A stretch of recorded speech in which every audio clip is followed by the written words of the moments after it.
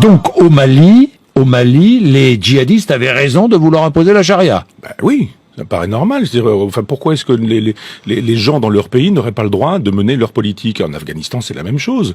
Pourquoi est-ce qu'on a des problèmes de terrorisme aujourd'hui? Les musulmans sont pas des imbéciles non plus. C'est-à-dire, on leur mène une guerre chez eux. En Afghanistan, par exemple, ou au Mali, on leur rend la vie impossible, on s'en va les massacrer, on les tue par dizaines ou par centaines, et en même temps, on voudrait que ces gens-là soient gentils, etc. Ils sont pas gentils, mais ils ont raison.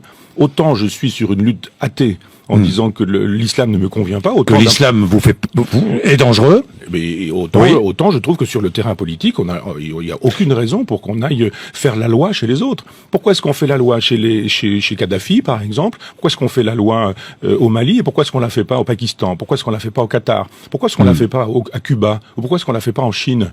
Si vraiment les droits de l'homme nous intéressent, pourquoi est-ce qu'on est spécifiquement au Mali et pas dans des endroits où les droits de l'homme sont bafoués partout? Alors, moi, je trouve normal qu'au Mali, où il m'est arrivé d'aller, la politique puisse exister.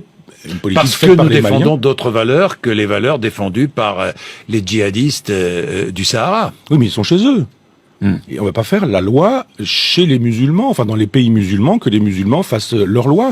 Pourquoi est-ce qu'on n'intervient pas en Israël? Pourquoi il faut arrêter de vouloir faire la politique coloniale qui est la nôtre dans des pays sous prétexte que ce serait les droits de l'homme qui nous animeraient. Ce sont pas les droits de l'homme qui animent Hollande au Mali.